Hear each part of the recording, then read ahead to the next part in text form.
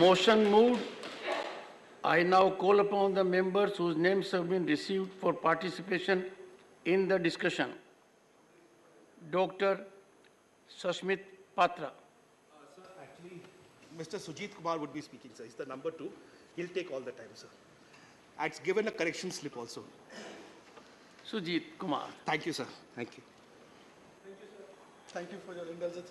Sir, this is an extremely important bill as far as our security is concerned and our territorial integrity is concerned. And Biju Janata Dal has always been with the government when it comes to India's security, so we support this bill.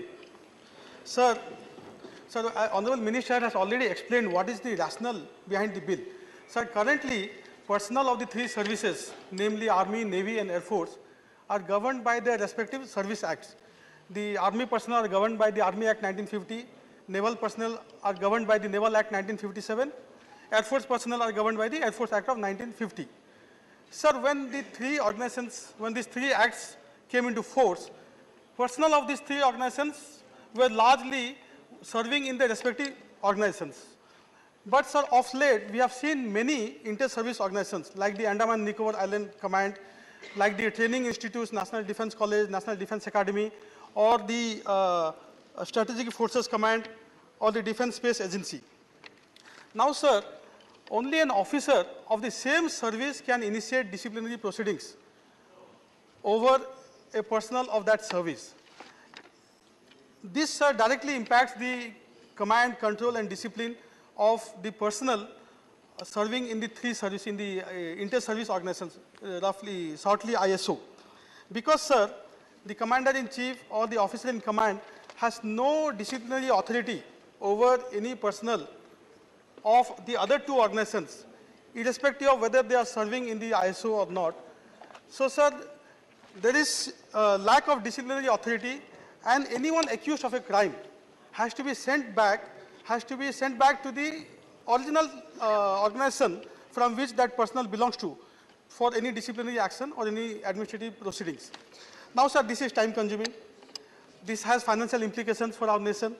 And, sir, if the circumstances, if the facts are such that there are multiple accused belonging to different organizations, namely Army, Navy, and Air Force, for the same set of offenses, then it becomes even more complicated, because everyone has to be sent to their respective organization for disciplinary proceeding.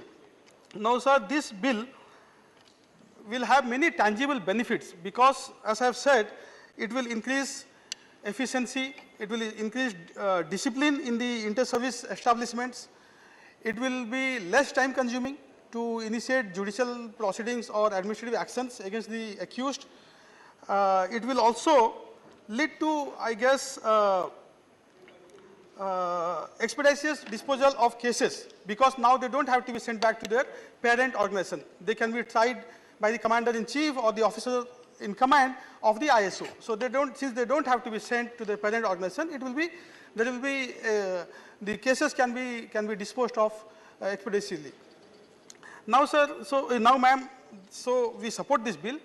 While I'm speaking on this bill, I would also like to request Honorable Minister to speak during his remarks on the theaterization plan, which has been on the table for a while now.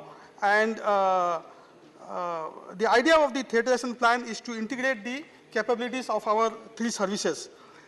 Now, what is a theater?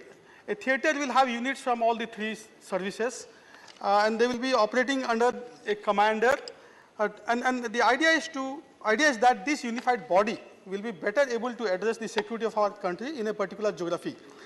Now, sir, many military personnel have compared the move to theater command, the move towards our theaterization, without any comprehensive security strategy, as putting the cart before the horse. These are not my words.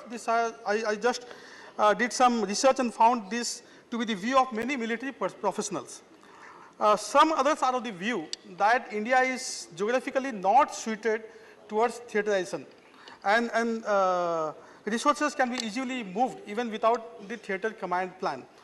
And finally, ma'am, since we already have a Tri-Service Command in Andaman Nicobar Islands, not much is known about the outcome of this, or not much analysis or report is available as to the performance or the complexities of this Tri-Service Command. So I would request Honorable Minister, if it is in the national interest, if it is confidential, I can totally understand, he may not share it, but if it is not in the, if it is not confidential and he is willing to share it, then I would love to hear the views of the Minister. Thank you, ma'am.